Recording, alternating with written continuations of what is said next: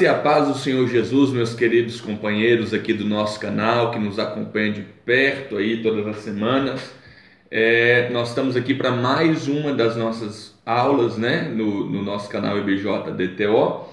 Essa aula vai ser a do juvenis, tá? Nós vamos tratar sobre o tema da quarta lição, a corrupção da humanidade. Se você não adquiriu a revista, como eu sempre digo, corra lá na sua escola, na sua igreja ou no site da CPAD, adquira a sua revista, tá?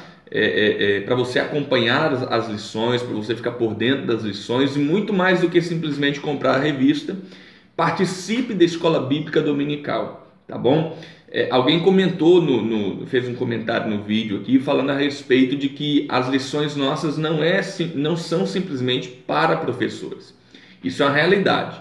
O nosso objetivo não é só alcançar professores da EBD, tá? O nosso objetivo é também alcançar os alunos.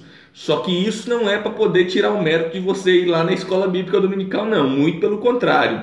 Você vai ser muito mais enriquecido indo na escola bíblica dominical, ouvindo o seu professor e os outros alunos que ali estão, tá bom? Você vai ser muito mais enriquecido no assunto do que se você simplesmente só ouvir as nossas aulas, tá? Então você assiste as aulas aqui e o nosso objetivo é para que você possa chegar na sala de aula mais inteirado do assunto, e que você fique na sala de aula mais à vontade para falar do assunto. A gente fica mais à vontade quando nós entendemos pelo menos um pouco do que vai ser dito. Então esse é o objetivo. É te trazer mais segurança na sua participação na escola bíblica dominical, tá bom? Então vai lá, faz a sua matrícula, tá? Participe da escola bíblica dominical na sua igreja, isso é muito importante. Também lembrando a você que não é inscrito, está aqui pela primeira vez, seja bem-vindo e não se esqueça, dá uma pausa no vídeo, se inscreva no canal, tá? Deixe o seu gostei no vídeo, gente. Sempre deixa um likezinho aí no vídeo, isso ajuda muito a divulgação dos nossos vídeos, isso ajuda muito o nosso canal. Lembrando também que nós estamos chegando lá, tá? Nós estamos com o objetivo de chegarmos a 1000 inscritos ainda antes agora eu já falei com minha esposa aqui que nós vamos bater essa meta antes da metade do trimestre. Então antes da metade do trimestre, 1000 inscritos, tá bom? Então eu conto com a sua participação, com a sua ajuda, nós estamos chegando lá, graças a Deus e a vocês. Um grande abraço a todos vocês que têm participado aí, mandado os comentários, nos incentivado, tá? Um grande abraço a todos vocês que sempre estão nos acompanhando aqui no canal, tá? Que Deus em Cristo possa te abençoar muito. Então vamos tratar um pouco desse assunto que é a corrupção da humanidade, lição de número 4. Antes de qualquer coisa, eu procurei saber para trazer para vocês aqui o que significa, qual é o significado da palavra corrupção. E o dicionário ele vai dizer que corrupção é deterioração ou modificação ou adulteração das características originais de algo. A depravação de hábitos e assim por diante. Esses são alguns significados que eu achei mais interessante trazer para você. Então, quando a gente parte desse princípio, olhando para o significado de corrupção, nós vamos, pensando no assunto da lição, nós vamos perceber e nós vamos poder afirmar que a corrupção é a deterioração das características originais do homem. Ou seja, a corrupção é o resultado de putrefação causado pelo pecado. O salário do pecado é a morte. Corrupção também traz o significado de putrefação, né? Deterioração, putrefação. Então, a gente pode pensar assim, a corrupção da humanidade é exatamente essa putrefação, esse estado de decomposição que o homem tem entrado. Por que isso? Porque o homem foi criado para viver em um patamar, em um estilo de vida e com um propósito apenas: honrar a Deus, glorificar a Deus, servir a Deus com alegria. Só que o homem ele decai dessa posição quando ele peca e agora o estado dele, o pecado que vai corroer a vida dele, que vai manchar a vida dele, vai manchar a natureza humana, ele vai começar a se deteriorar do seu propósito original, ok? Então o homem que foi criado para ser bom, para ser amável, para ser atencioso nos seus relacionamentos, para ser imagem e semelhança de Deus, ele vai se deteriorar, ele vai se desfazendo por causa do pecado. Haja vista que, fazendo um trocadilho, né? O salário do pecado é a morte, e quem vive no pecado automaticamente está morto, e se ele está morto, ele vai se deteriorando, ok? Então a gente vai perceber que corrupção significa isso, e nós vamos ver que a lição vai trazer algo muito interessante sobre a Epístola de Romanos. Esses capítulos aqui, principalmente da queda e tal, nós estamos usando muito a Epístola aos Romanos. Por quê? Antes de tudo, é interessante nós sabermos que a Epístola aos Romanos, aos crentes que estavam em Roma, né, ela faz questão de iniciar o seu assunto, né, falando exatamente sobre o estado caído do homem, ok? E é interessante, é importante nós ressaltarmos aqui que a Epístola aos Romanos é considerada por muitos estudiosos como uma parte principal do Novo Testamento, tá? Por que isso? Lutero, por exemplo, ele diz isso, ele fala que Romanos é a parte principal do Novo Testamento. Por que isso? Porque enquanto os evangelhos, Mateus, Marcos, Lucas e João, eles tratam do testemunho histórico básico de Cristo, ou seja, vão falar da historicidade de Cristo, né? A biografia, vamos assim dizer, os seus feitos, as suas falas, os evangelhos vão tratar disso, é um testemunho escrito sobre a vida de Jesus. Enquanto Romanos vai entrar aí para poder nos ensinar e nos fazer conhecer realmente o Evangelho. O conteúdo de Romanos, ele traz esse teor teológico mesmo para conhecermos o Evangelho e o conteúdo da fé cristã. Então, por isso que alguns vão dizer que ele é o principal, né? A principal parte do Novo Testamento. Ainda que essa questão de a principal entre em discussão, eu não quero nem levar isso muito ao mérito aqui, mas eu queria que você chamasse sua atenção para a importância desse livro, tá? Martinho Lutero, Agostinho e tantos Wesley, eles foram os grandes avivalistas aí, né? Os reformadores e avivalistas que existiram. E nós vamos perceber que todos eles, quando você lê a respeito deles, todos eles foram impactados com o livro de Romanos.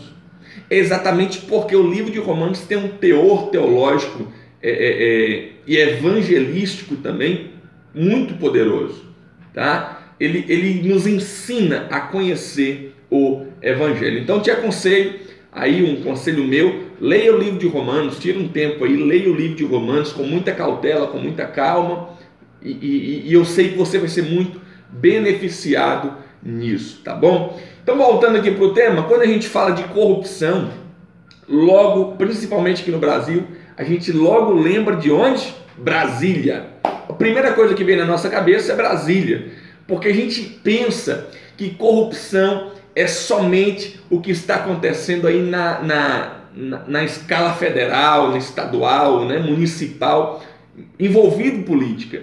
A gente pensa que corrupção é apenas isso. Mas quando nós temos, quando nós voltamos os nossos olhos para o todo, nós vamos perceber que a corrupção, ela é algo que está nato no homem, tá? Ela é uma coisa que está nato no homem, já está impregnado na natureza humana. Por quê? Por causa do pecado, ok? E a gente percebe que há corrupção nas coisas mínimas que o homem está interagindo. Você quer ver um exemplo? TV pirata. São diversas pessoas que compram um aparelhinho TV pirata, colocam na sua casa e estão lá assistindo.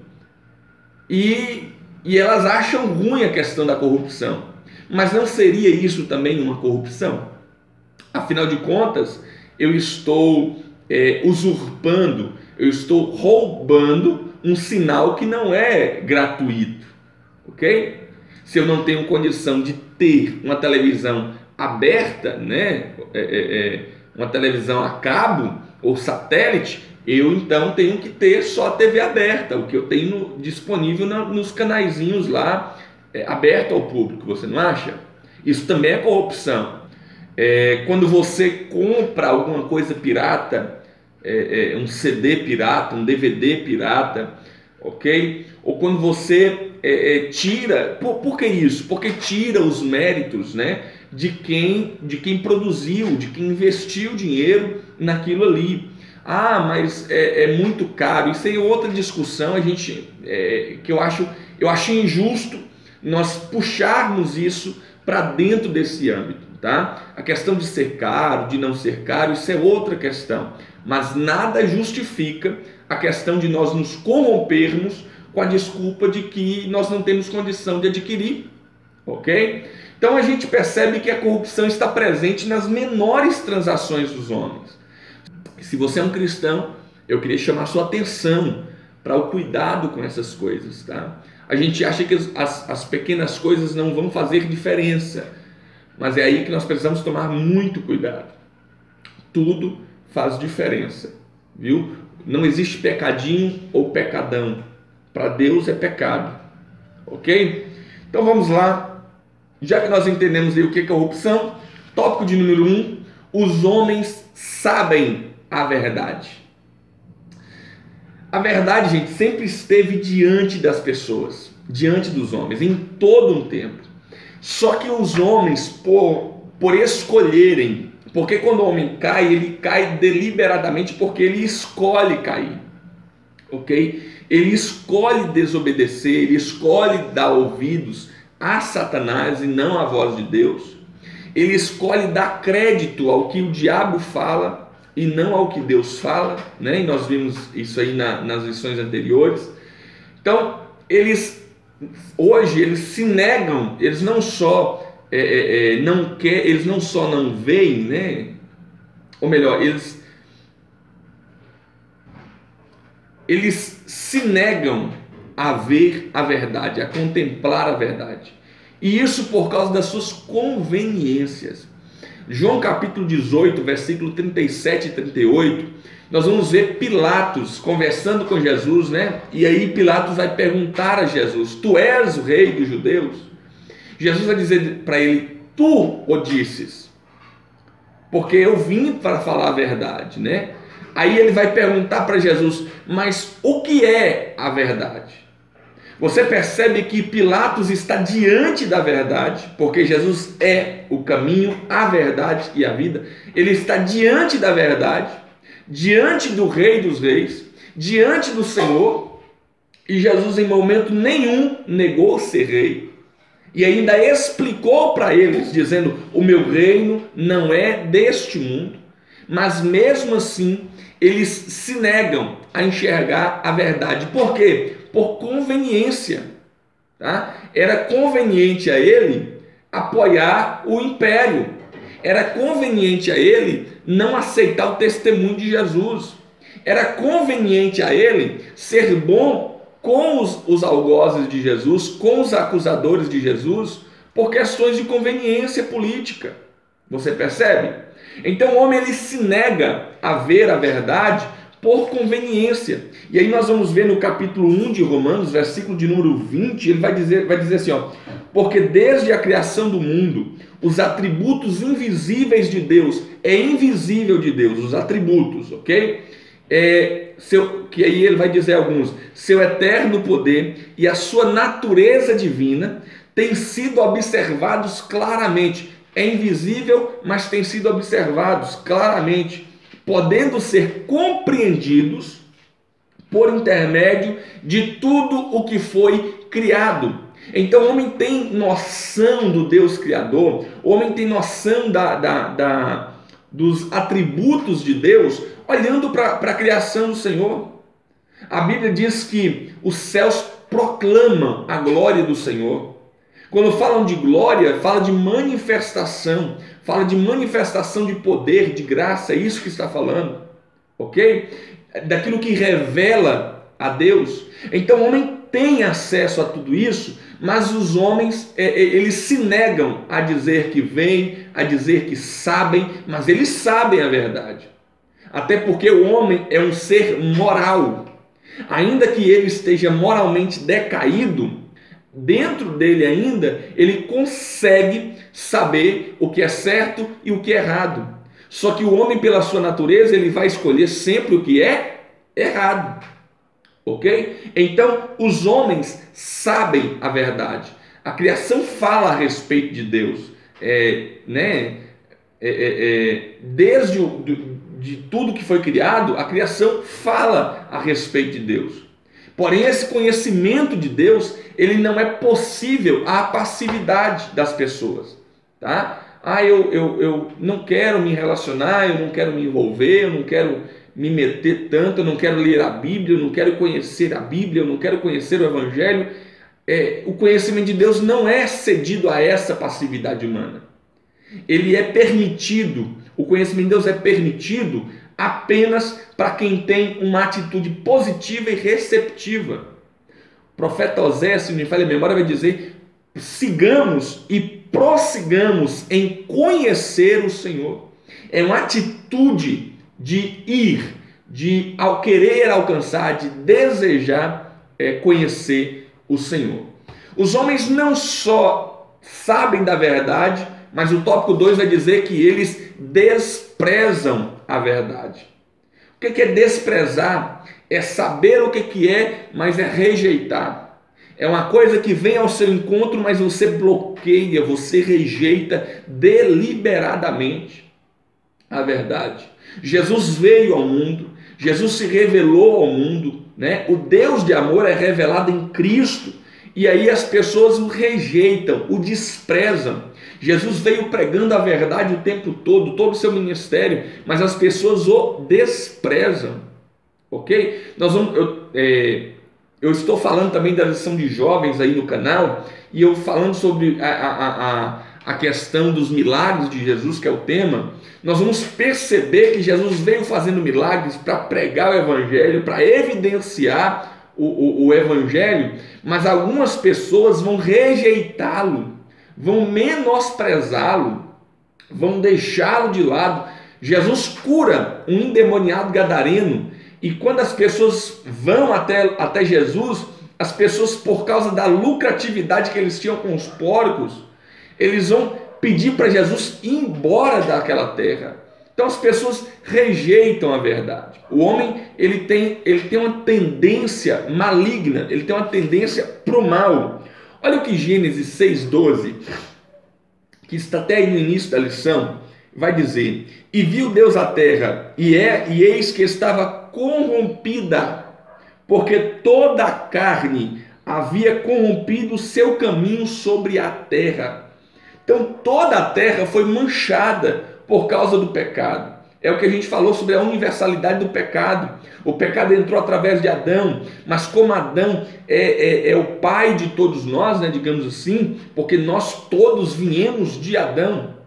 Se você não crê na criação, eu te entendo, te respeito, mas nós cremos na Bíblia Sagrada, e a Bíblia diz que Adão e Eva foram os primeiros seres humanos criados por Deus. Então toda a raça humana veio deles. Por causa de Adão, todo mundo ficou afetado, né? Não só o mundo, como a criação, a gente viu na lição passada também. Então todos foram afetados, porque, como até eu disse na lição 2, se me falha a memória, é como se fosse um bolo, uma massa de bolo, e foi lançado alguma coisa dentro dele, e aí automaticamente todo o bolo vai ser prejudicado, ok? Então o homem ele se corrompeu, e ele está corrompido. ok? E por causa disso, eles desprezam a verdade. Por causa de quê também? Por causa do seu orgulho no coração. O homem ele se recusa a glorificar a Deus como Deus. E esse desprezo faz nascer discursos ímpios e teorias perversas e tolas. É por isso que nós vemos tantas teorias, tantas coisas. É o homem procurando uma saída, o homem procurando um modo de escapar, o homem procurando um modo de se preencher, ok?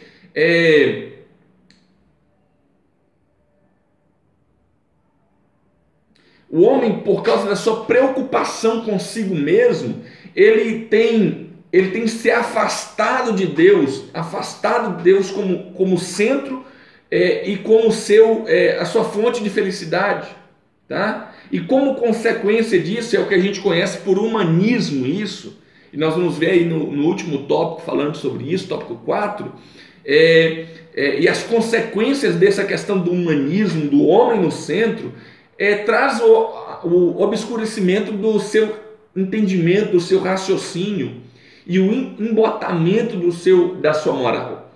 Essas são as consequências. Isso é o que tem acontecido com a humanidade por causa do seu viver decaído, ok? Então o homem ele tem se preocupado consigo mesmo, o homem ele tem desprezado a verdade, né? E aí a lição vai nos dizer que eles não glorificam a Deus, eles têm os discursos desvanecidos e as suas mentes fechadas, eles são resistentes à verdade, ok? Então essa é a situação do homem caído. Tópico de número 3, o preço da corrupção.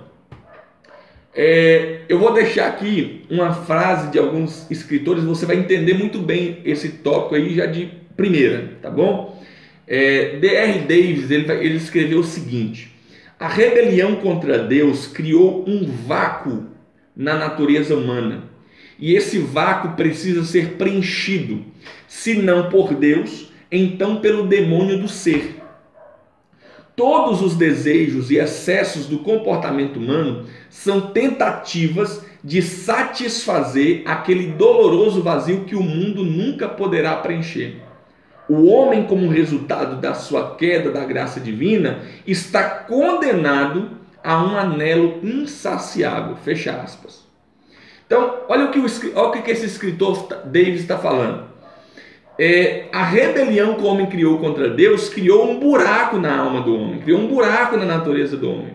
Buraco esse que era preenchido por Deus, era preenchido pela satisfação em Deus. Eu estava falando essa semana na minha igreja, aqui onde eu congrego, e eu falava a respeito de ser plenos, né? Quando os discípulos veem Jesus ali, depois de ressurreto, a Bíblia diz que eles saem plenos de felicidade. Essa plenitude que Jesus veio trazer. Por quê? Porque quando o homem decai da presença de Deus, ele é retirado, ele é afastado da presença do Senhor. Então vai ficar um vazio. E o mundo não consegue preencher esse vazio. É por isso que o homem vive desesperado, atrás de alternativas para poder preencher esse vazio e colocar felicidade em si. Porque Deus era o centro de vida e de felicidade do homem. Deus estava no centro e ele era a fonte de felicidade. Se Deus sai, ele perde a fonte de felicidade e automaticamente ele vai ficar desesperado por alcançar essa felicidade.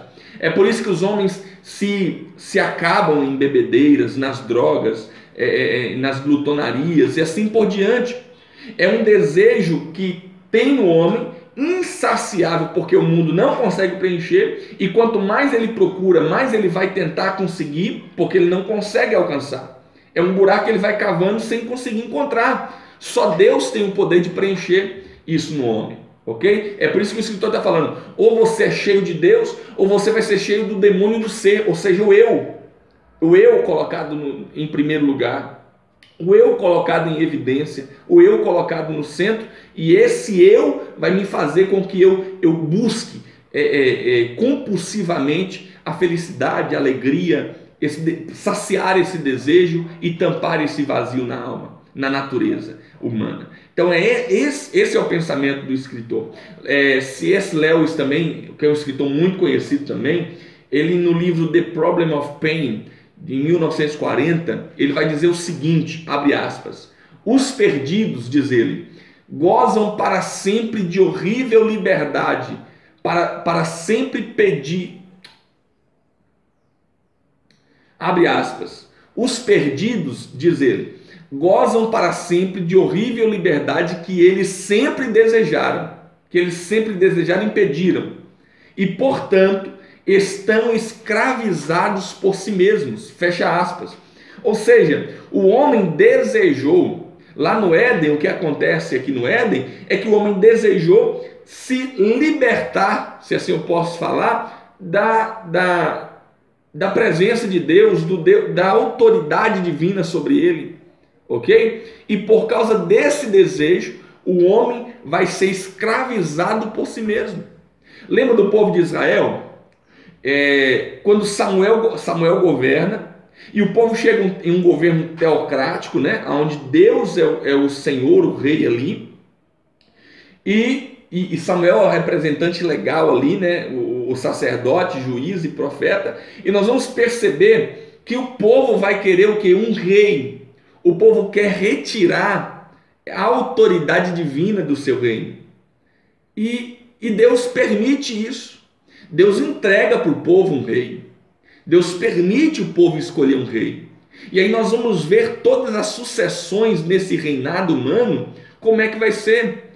Vai ser um reinado de fracasso, de falhas, de perdas, de guerras. E não só de guerras, mas de derrotas. Ok? Então, o homem ele deseja ter liberdade, ele sempre pediu por essa liberdade, e agora que ele tem essa liberdade, ele está escravizado por ele mesmo. Então é isso que a gente vai perceber quando nós falamos sobre a corrupção humana.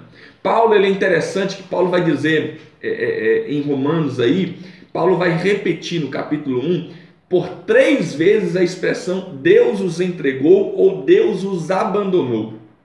Por que isso? Porque Paulo está dando uma ênfase na consequência da rebelião do homem. Ok? Esse Deus entregou é essa questão. O homem desejou libertar-se do poder de Deus e Deus então o entregou à sua concupiscência, o entregou aos seus desejos, o entregou às suas paixões infames. E por consequência disso, né, aí o homem vai ser... o texto vai falar que Deus os entregou à sensualidade, versículo 24 e 25 de Romanos 1, a perversão sexual, Romanos 1, 26 e 27, e a vida antissocial, do versículo 28 ao 32. Então Deus os entregou a isso. E aí nós temos hoje as questões, né? A homossexualidade,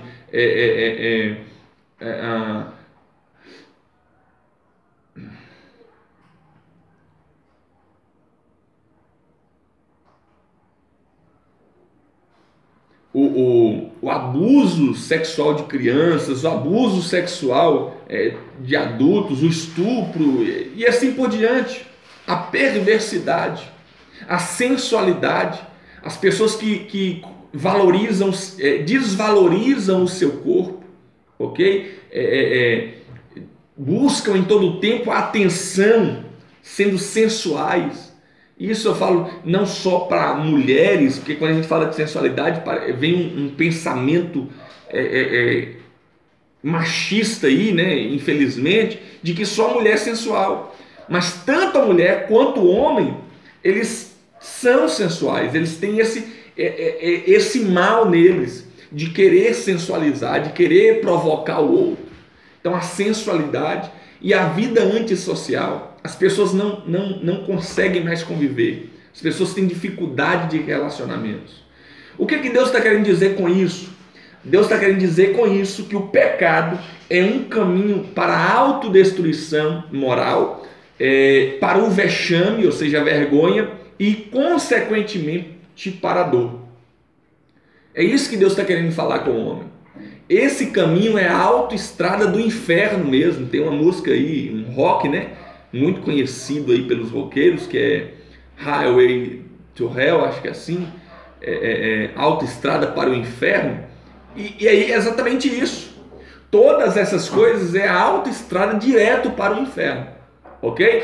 Então, essas são o preço, as consequências da corrupção. É esse vazio no homem. E ele está entregue para as suas próprias paixões. É isso que Paulo aí aos Romanos está querendo nos falar, tá bom?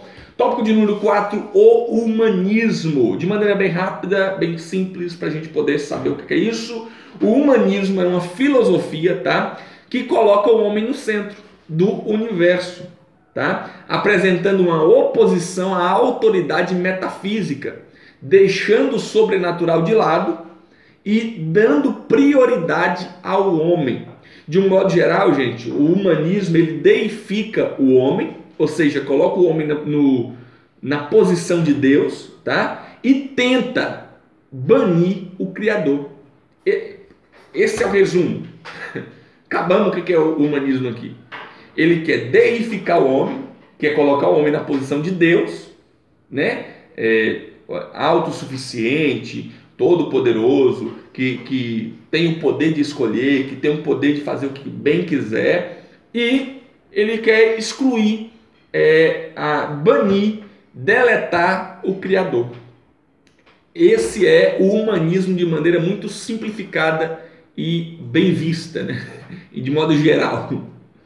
É interessante que quando o humanismo surge, junto com ele vem algumas correntes do pensamento, algumas correntes de pensamento. Por exemplo, a cabala cristã, a filosofia alquímica e oculta e o satanismo. Essas são algumas linhas de pensamento, algumas correntes de pensamento que vêm acompanhando o humanismo. Quando o homem é colocado no centro. Haja vista que Paulo vai falar sobre isso, né? O homem adorou a criatura no lugar do Criador. Colocou a criatura no lugar do Criador. Essa é o posicionamento do humanismo em si. E é interessante que esse estabelecimento do próprio ser como um falso fim da vida, né, é o pecado inicial do homem e a origem de toda a sua miséria. Por causa disso, o homem sofre as consequências das suas escolhas, de se colocar no centro, de querer uma liberdade que ele não tem, ok? De querer ser autossuficiente, quando Deus, que é o nosso Criador, deseja ser o nosso Pai e deseja cuidar de nós. E o homem rejeita isso, o homem rejeita essa verdade. Tá bom? Que Deus em Cristo possa te abençoar. Nós chegamos aqui em mais um fim de aula, tá bom? Espero que você possa ter gostado. Se gostou, deixa o gostei. Deixa o seu comentário, gente. Assiste o vídeo, mas deixa um comentáriozinho aí pra gente, tá? Perguntando. Mande pergunta pra gente. A gente responde aqui pra você na próxima aula. Eu tenho certeza que você vai ser muito beneficiado. Curta o vídeo. Se inscreva no canal, compartilhe o link do vídeo nas suas redes sociais e vamos fazer o canal crescer para a glória de Jesus. Um grande abraço e até a próxima aula, se Deus assim nos permitir.